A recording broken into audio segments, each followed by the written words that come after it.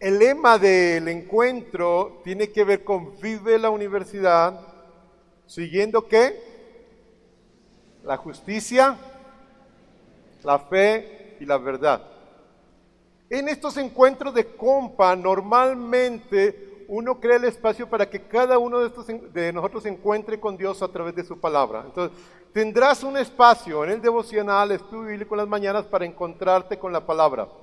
Pero también es un espacio para encontrarse uno a otro, con el compañero, aprender del otro y aprender cuando uno procesa, cuando dialoga.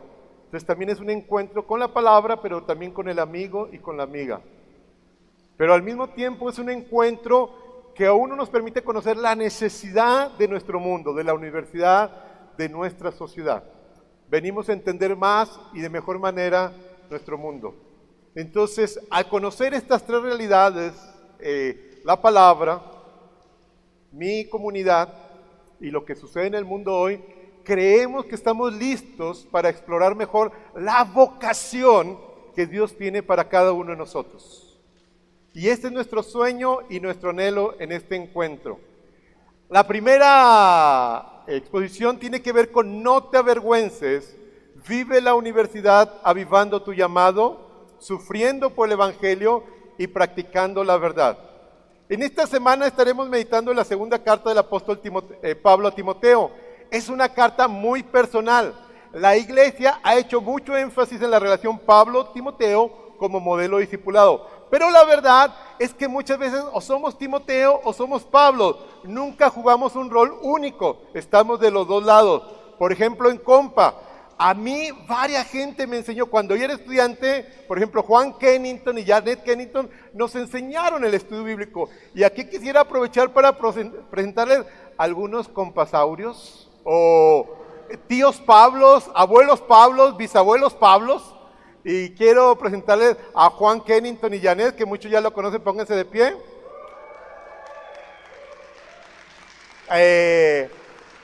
Hay un tío Pablo que se llama Gerardito y Lupita. ¿Dónde están Gerardito y Lupita? Allá están atrás, Lupita y Gerardito. Hay un abuelito Pablo que se llama Jesús y Carmen, que está allá atrás, si se ponen de pie. No sé si quién más ya llegó de los veteranos. Astorga no ha llegado todavía, ¿verdad? No, todavía no está por acá. Pero, por ejemplo, Carmen Pérez, para que tengan una idea, lo que está dispuesto a hacer un Pablo por un amigo, por un Timoteo. Sí enseñar y todo eso, pero yo estaba quedando de novio con mi esposa, con Claudia. Hay de todo, hay de todo. Y entonces ella se animaba, no se animaba, yo ya quería dar un paso, nos casamos, su familia, mi familia.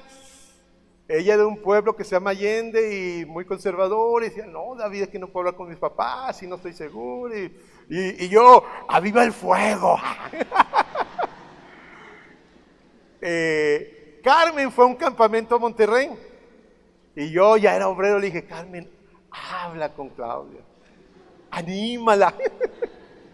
Y tuvieron ahí una conversación que nunca supe de qué trató, pero después de eso Claudia habló con sus papás y nos casamos.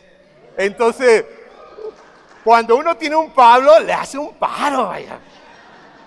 No solo enseña, sino comparte la vida, vaya. Entonces, esta dimensión, años después, a mí me tocó enseñar a otros a caminar en lo que significa ser obrero. Me convertí en un Pablo también.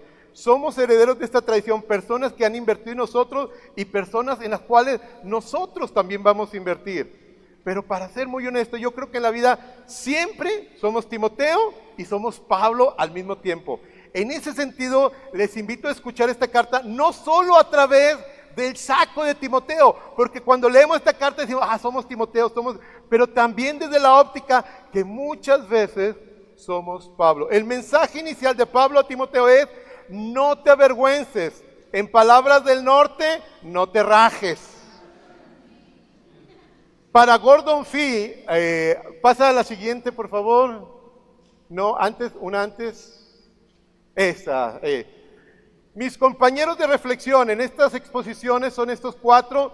Muy tarde descubrí que eran puros hombres, me faltaba una mujer. Y ahí es un llamado para que tengamos más teólogas y biblistas mujeres.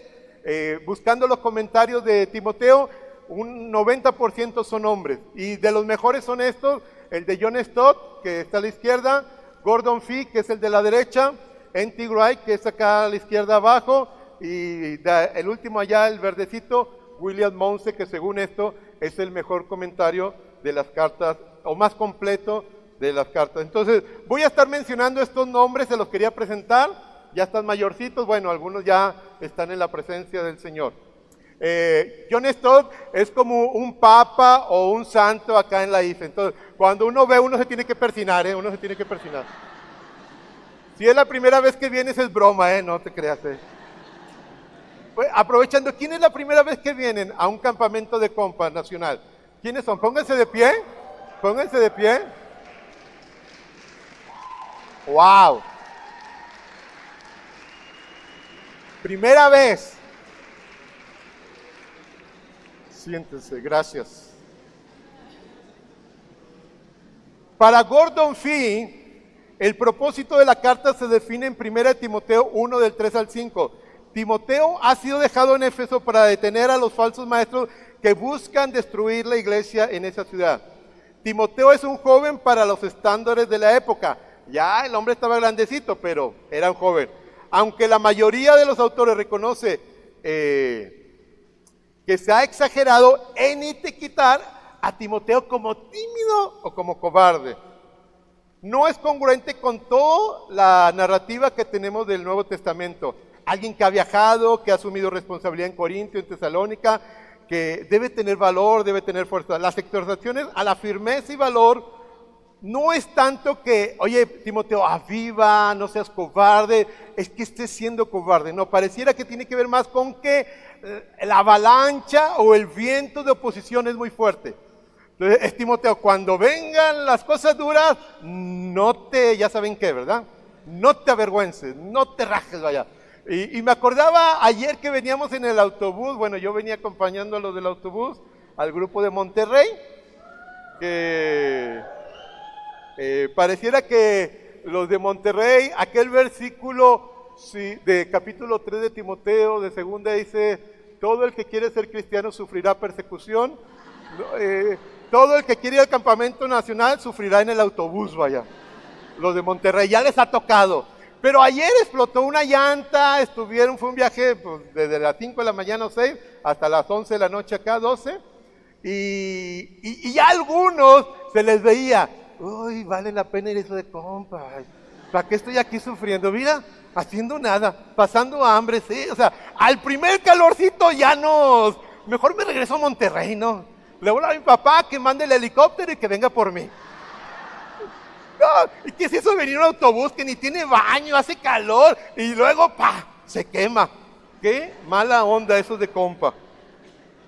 O sea, al primer calorcito nos rajamos. Pablo está encarcelado en Roma, ha tenido una audiencia preliminar, algunos le han abandonado y unos le han ministrado. La situación en Éfeso no ha mejorado del todo, por el contrario, parece que se pone peor. En estas circunstancias Pablo escribe la segunda de Timoteo. Es una carta muy personal y con un tono de testamento, porque parece que Pablo ya está a punto de morir, a punto de ser sacrificado. De telón de fondo están los falsos maestros, en primer plano están las preocupaciones del apóstol por el evangelio y por el ministerio. Guarda el buen depósito, aférrate a la verdad. Por otro lado, se exhorta a Timoteo, aviva el don y sobre todo proclama el mensaje. Nuestro pasaje es del 1 del 6 al 14. Viene después de los saludos iniciales y de la sección dedicada a la familia y a las raíces de Timoteo. Parece que Timoteo era un buen bautista o presbiteriano, Tuvo su mamá y su abuela allá de muchos años, vaya. Nuestro texto empieza en 1.6 y termina en 1.14. En ambos pasajes se enfatiza de manera directa o indirecta la obra del Espíritu Santo. La palabra o tema que domina y es muy relevante en el contexto es no te avergüences. No te avergüences de mí, no te avergüences del Evangelio. Yo sufro persecución, pero no me avergüenzo. El otro amigo, Onesíforo, no se avergonzó de mí, no me abandonó, al contrario, me visitó. Por esta razón les invito a mirar las 3 secciones del pasaje, 1, 6 y 7, 1, 8 y 12, 1 y 13 y 14. En resumen, la invitación en esta mañana es a que no te avergüences, sino vive la universidad avivando tu llamado, sufriendo por el Evangelio y practicando la verdad. La primera, versos 6 y 7. En el contexto, vive la universidad avivando tu llamado, eso es. En el contexto observamos el aporte de la familia y los amigos a la vida de Timoteo, pero un hombre y una mujer no se reduce a esa dimensión a lo que somos por la familia, sino somos lo que somos también por lo que Dios ha hecho en nuestra vida. En estas palabras no necesariamente implica una fe vacilante. El hecho de que alguien le aliente por algo no significa que esté fallando. Este don que fue dado por la imposición de las manos también se menciona en la primera carta, 4:14. Ahí el énfasis es: no descuides el don que hay en ti. Pero en esta segunda carta es más personal y el llamado es: aviva. Los dones vienen de Dios, pero es nuestra responsabilidad desarrollarlos y usarlos. Un padre de la iglesia del segundo siglo observa, dice: así como el fuego requiere combustible, gracias, así la gracia requiere nuestra disposición y prontitud, que siempre sea ferviente. Para Mounce, la mejor traducción no es timidez, sino cobardía. Además, es difícil pensar que Pablo insinúe que Timoteo era un cobarde. Temor es una actitud mental y cobardía es la conducta correspondiente a esa actitud. La palabra cobardía se usa en el contexto de batalla y sugiere el terror que sobrecoge a los temerosos cuando se pone difícil la cosa. En el Nuevo Testamento la cobardía está asociada a la falta de fe en tiempo de adversidad y persecución. En el contexto de la carta, las dificultades se refieren a la oposición de los falsos maestros, a la crítica social. Además, hay una oposición del Estado a nivel de persecución. La fuerte retórica de la cobardía encaja muy bien con la fuerte oposición a la que se enfrenta Pablo y Timoteo. Pablo menciona 3 dones que son contrarios a la cobardía: poder, amor y dominio propio. El que es más directo para vencer la vergüenza es poder. Se le ha dado poder para soportar o vencer las dificultades. ¿Qué significa vivir en la universidad siguiendo la fe? ¿Cómo avivamos o cultivamos el don de Dios en Compa? En primer lugar, yo diría, cuando vamos a la universidad, vamos con todo nuestro ser. No dejo mi experiencia de fe en la casa o en la iglesia. No, es que ahora voy a la universidad y me pongo la gorrita de universitario, de estudiante, de académico y me quito la de cristiano. No, cuando vamos y vivimos en la universidad, la invitación es a vivir con todo nuestro ser. La fe es parte de nuestra historia, es parte de nuestro legado, es parte de nuestra razón de ser, de nuestra identidad. La invitación es a vivir con plenitud esta dimensión. Pero también es cierto que el apóstol Pablo trata de decirle: oye, Timoteo, activa, cultiva el don. En otro lugar, Pablo le dice en los Romanos, dice: si alguien tiene el don de enseñanza, ¿qué haga? Enseñe. Si alguien tiene el don de servicio, sirva. Oye, qué sabiduría, ¿no? Qué sabiduría ese Pablo. O sea, si alguien tiene el don de cantar, cante. Esto es la mejor manera de cuidar, de guardar, de cultivar, de desarrollar algún don, es usándolo. Usa. Dios te puso en la universidad como cristiano, sé cristiano. Dios te puso para dar testimonio, da testimonio. Aunque te avergüences, aunque te dé miedo, aunque sufras, hazlo. O sea, la mejor manera, ahorita nos decía Ernesto muy bien, pequeños pasos de obediencia, le firmo, no le firmo, le pongo, no le pongo, provocó un debate. Ay, Señor, es lo que menos queríamos, Señor. O sea, nosotros nada más queríamos dar testimonio y ya. ¿Por qué nos metes en esto? O sea, un pequeño paso de obediencia te lleva a otro. Entonces, ¿cómo se cultiva un don? Usándolo, practicándolo. Entonces, dile al que está al lado, ponte a jalar, practícalo, hazlo.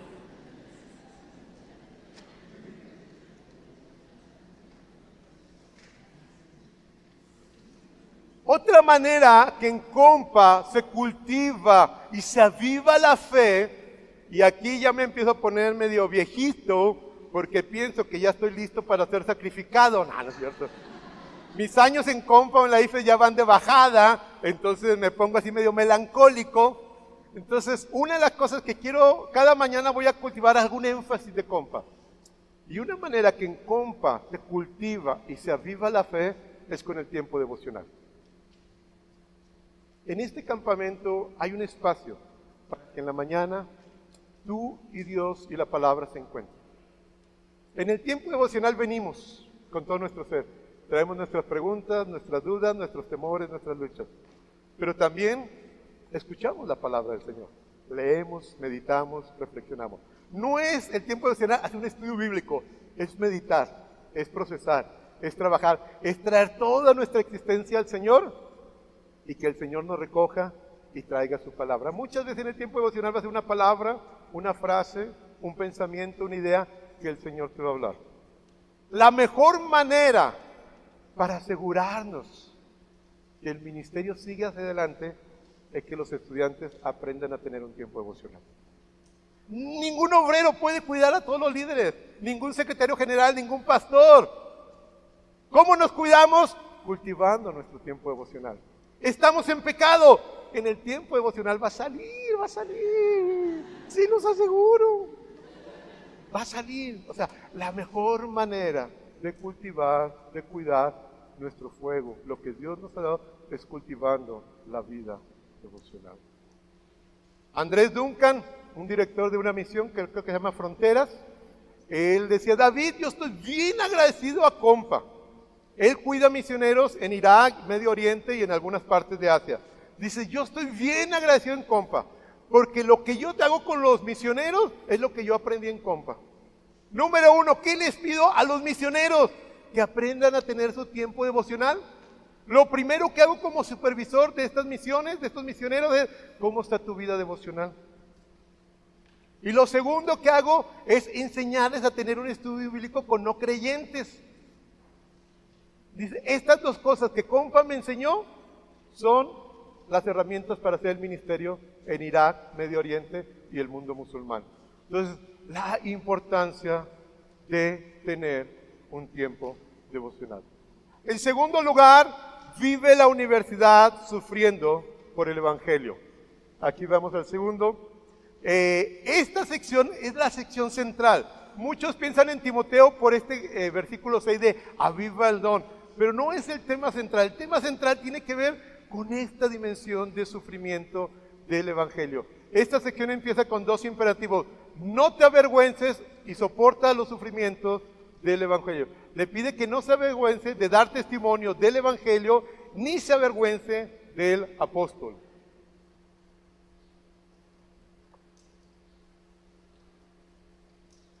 Pareciera que hay una humillación al asociarse con un Mesías crucificado y su líder está en la cárcel.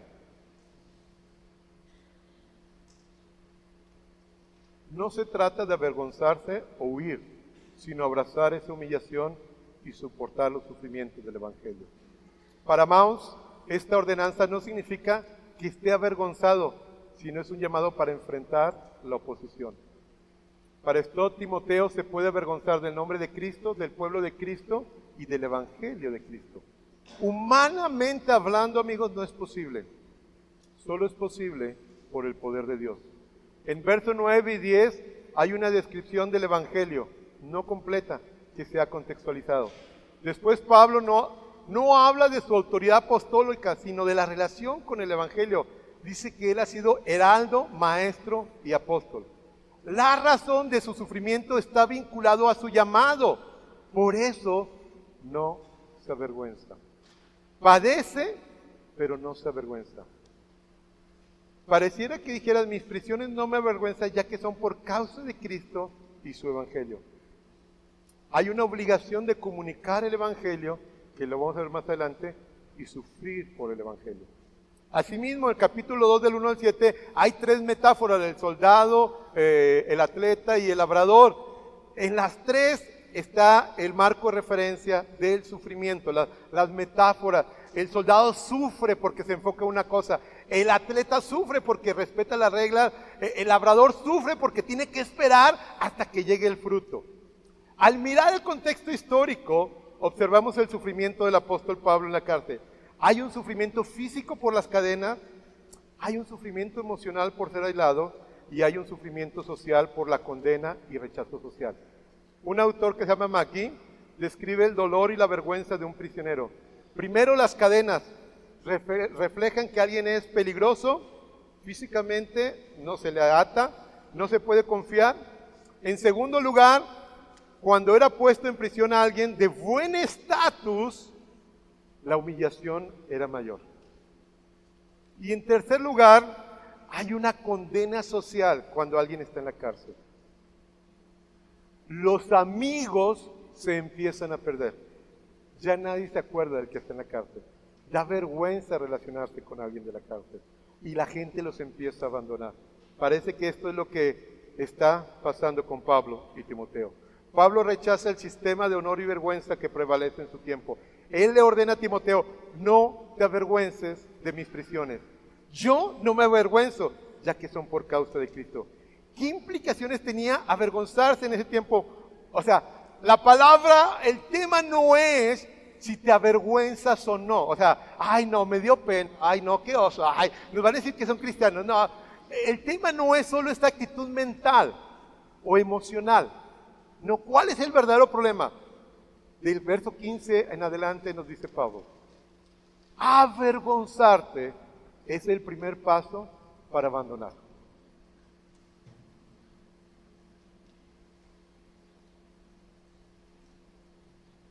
Pablo nos ha dado, el positivo es Onesíforo, quien no se avergonzó de mis cadenas, sino que me buscó y me halló. Verso 18.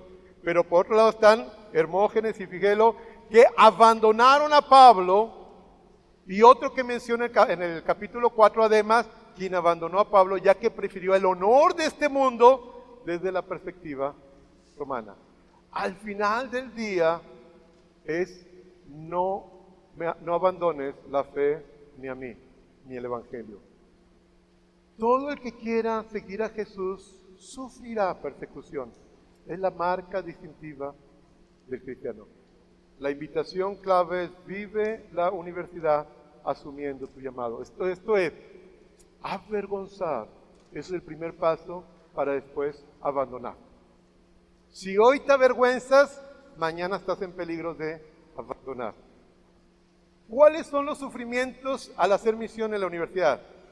Hay una condena de la comunidad universitaria. No está bien visto lo que hacen. No es el lugar para hacer esto, dicen. Muchas veces hay oposición de amigos, maestros. O sea, cuando hacemos misión, la gente no nos va a aplaudir. ¡Ah, qué bien! No, hay un rechazo natural. Existe el riesgo que algunos amigos te empiecen a abandonar, aún cristianos. Uy, no, este está muy comprometido. Al enfrentar la oposición, rechazo y soledad, ¿cuáles son las opciones? Llenarnos de cobardía y dejar de dar testimonio, abandonar la misión o llenarnos de poder, o más bien llenarnos de poder para abrazar el sufrimiento y abrazar esa humillación. Eso es el Evangelio. ¿Quién sufre y quién anima en esta historia? Es interesante, es el apóstol Pablo. En medio de su sufrimiento, de su rechazo, de la marginación, cerca de la muerte, tiene la fuerza, vigor y coraje para animar a Timoteo. El que anima es el que está en la cárcel, es el que está sufriendo.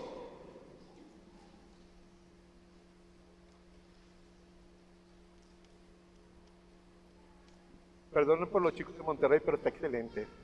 a los de compa del autobús. Si invitas a un campamento a alguien, le dices, mira, el autobús te puede ir mal, pero al final vale la pena. O sea, tu experiencia de sufrimiento, cuando ha sido procesada delante del Señor, es tu herramienta para animar a otros. Esto es, por ejemplo, cuando yo estaba en la universidad, mis compañeros me decían, oye, te invito a la célula. No, tengo tarea. Pues yo también tengo tarea. Tengo un examen. Yo también tengo un examen. No, que el maestro es muy duro. Pues también mi maestro. No, es que no he comido. Yo tampoco. O sea, todas las excusas, cuando uno las vive, son el instrumento de Dios para animar a otros. Entonces, cuando venga el sufrimiento, cuando venga la oposición, cuando venga la lucha, no te cierres, porque es gracia de Dios para tu vida. Porque van a ser las experiencias para animar también a otros. Cuando yo, ahorita les comenté que yo salí de compa en el 91 y salí por diferentes motivos, pleitos, enojado. Y estaba enojado también por haber salido. Cuando regresé como secretario general, en el 98, bueno, esos secretarios generales puro cuento, no había, o sea, era un obrero y ni me pagaban ni nada y viajaba, vaya. Pero me invitaron a regresar. La primera decisión que tomé fue, no me voy a rajar. No me voy a salir de compa, no voy a salir por los motivos equivocados. Esto es, si alguien me dice algo, no le voy a hacer caso. Y había, Juan no me va a dejar engañar, pero había alguien en el comité, no voy a decir nombres, pero se parecía al Bronco, usaba sombrero, bigote, y decía, ¡nah! Ustedes y su compita. Hombre, compita no es nada. Es más, ustedes no son nada, ya váyanse, ya vayan. Todas las juntas del Comité Nacional nos corrían. Y yo era el secretario general. Y yo traía un reporte. Esos reportes no sirven para nada. Imagínense, esas eran las palabras de ánimo de nuestro grupo de apoyo, ¿eh? Entonces, yo podía decir, no, yo agarro mis maletas, guardo mis cosas y me voy. Pero yo dije, no me voy a salir de compa por esa gente. Después empezaron a meterse a robar en nuestra casa. Fue una racha de varios robos en 2 casas aquí. Y entonces venía la pregunta, Señor, ¿dónde estás tú, Señor? Hacemos la visión y se meten a robar. Aquí, ahí era nos tupieron, nos agarraron de clientes VIP, vaya, de los ladrones. De hecho, ayer que salíamos de casa, ya veníamos en el camino y sonó la alarma de la casa. Y nos regresamos, porque ya tenemos cierto trauma, vaya. Entonces, al final se había activado por alguna cosa que no tenía mayor problema, pero esto es, cuando llegan los robos, surgían las preguntas, Dios, ¿y tú dónde estás? ¿Estamos involucrados en la misión? ¿Tú nos vas a cuidar o no? Hay preguntas, hay respuestas, no sabemos, y uno puede decir, no, ¿sabes qué? Ya mejor, Señor, aquí le paro, no le sigo. Pero decidimos. Pero después vinieron las enfermedades mías, yo me enfermé de la mala presión, una pancreatitis, ya me daban los santos óleos, las enfermedades de mis hijos, cómo soy un padre responsable. Y llegó un momento en diciembre que estuve a punto de renunciar porque era demasiado que se había juntado. Pero en compa, en los talleres de pastoral, hay un equipo pastoral aquí que les recomiendo que usen de ellos. A mí me dieron un consejo: nunca tomes una decisión cuando estás en medio del fuego. Cuando te está llegando así duro y cerradita la boca, calladito, aguante, no tomes ninguna decisión. Yo en diciembre, no recuerdo qué año era, estuve a punto de renunciar, ya casi tenía mi carta firmada. Pero me acordé de ese consejo que decía, no renuncies, no abandones cuando estás pasando por etapa de prueba. En medio del fuego, no tomes ninguna decisión. Pasaron varios meses, la cosa se calmó un poquito y decidimos continuar. Ha sido 20 años de ministerio, desde 1998. ¿Motivos para abandonar el barco? Podrían haber muchos, pero ¿saben qué? El Señor ha sido fiel. Vive la universidad practicando la verdad. Y con esto ya empiezo a terminar. Retén la forma de las sanas palabras que de mí oíste en la fe y amor que es en Cristo. Guarda el buen depósito por el Espíritu que mora en nosotros. En la versión de la NBI dice algo como que sigue el ejemplo. Las exhortaciones previas han sido muy personales y vinculadas a la vivencia del apóstol. Pero Pablo no se ha olvidado de la amenaza de los falsos maestros. Ahora tenemos un doble imperativo. Sigue el ejemplo de la sana doctrina que de mí aprendiste y cuida la preciosa enseñanza que se te ha confiado. Es la NBI. En primer lugar, la enseñanza apostólica del Evangelio es para ser vivida, seguida y obedecida en la vida personal de Timoteo y en su ministerio. La mejor manera de guardar la sana doctrina, ¿saben cuál es? Viviéndola. Vive la verdad del Evangelio en la universidad. Algunos pasajes, lo que me has oído decir en presencia de muchos testigos, encomienda también a otros a que lo hagan. Tú, en cambio, has seguido paso a paso mi enseñanza, mi manera de vivir, mi propósito, mi fe, mi paciencia. Si enseñas estas cosas a los hermanos, serás un buen servidor de Cristo Jesús, nutrido con las verdades de la fe y de la buena enseñanza que paso a paso has seguido. Esto es, Pablo ahora está preocupado por la enseñanza. Pero este tema de la enseñanza siempre va a tener dos caras de la moneda. Siempre tiene una dimensión de definición objetiva de qué es el Evangelio, Cristo, la resurrección.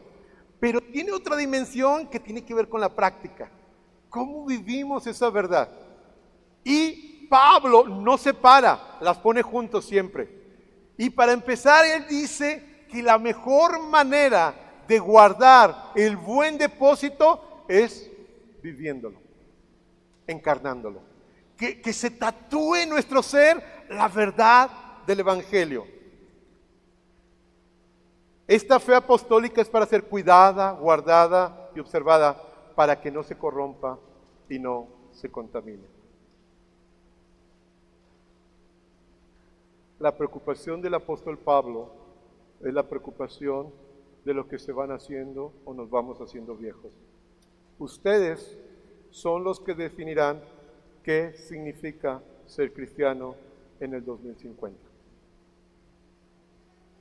La manera que ustedes vivan y guarden el Evangelio será su herencia para las próximas generaciones.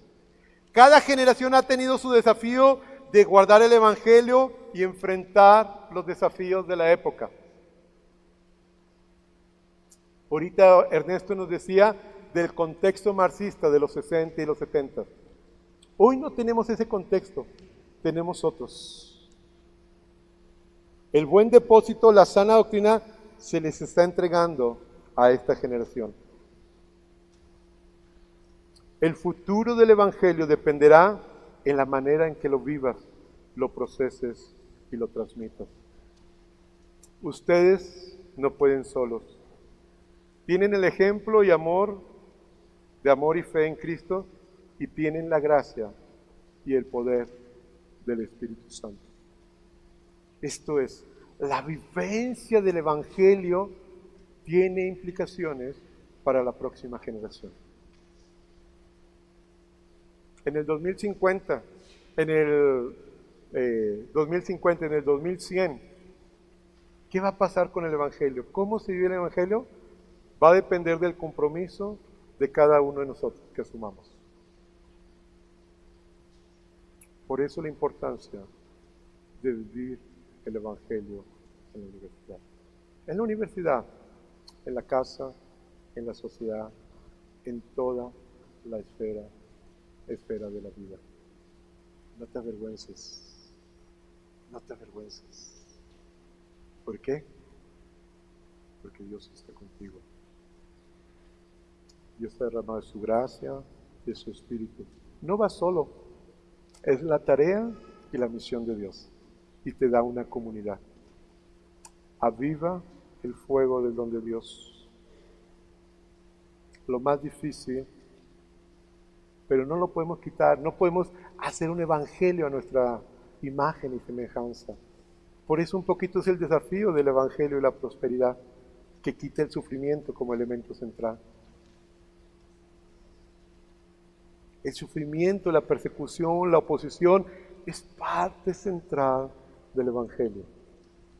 Toda la carta del apóstol, que es su última carta con Timoteo, tiene que ver con eso.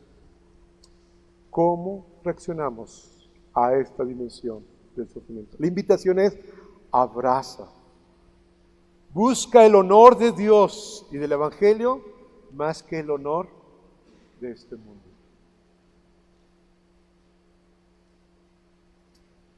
Muchos de ustedes, ¿cuántos de ustedes de los que están aquí vienen de familias que ya son cristianas de una o de varias generaciones? Pónganse de pie todos los que ya tienen de varias generaciones que son cristianos, pónganse de pie. Que sus padres o abuelos o tíos.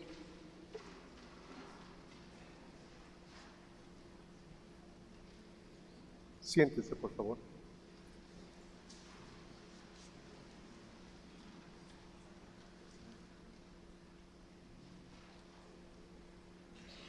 Es una herencia linda y rica de nuestros padres. Pero ¿saben qué? Es lo que Pablo le está diciendo a Timoteo. Linda tu herencia de tu madre, de tu abuela, pero te toca a ti. Te toca a ti. Y como han dicho desde antes, desde los tiempos de Billy Graham, Dios no tiene nietos, tiene hijos. Cada uno de nosotros tiene que tomar la decisión de qué hacer con esa herencia. En mi caso yo no tuve eso, aunque mi madre era de origen evangélico, más bien yo fui más un chico de la calle, me crié en la calle, padre alcohólico, anduve en drogas y de repente cuando llegaron las preguntas existenciales, creo que por obra del Espíritu Santo, me llegó la luz del Evangelio. Pero cada uno de nosotros tiene que tomar la decisión. Este encuentro de esta semana es para esto. ¿Qué vas a hacer? ¿Seguir a Jesús? ¿Abrazar el Evangelio? Y no importa que se ponga duro. ¿O vas a ser mejor de los que... esos de compas son muy exagerados. Vivir y hacer y decir la verdad. Ay, ese Gleason se prendió mucho.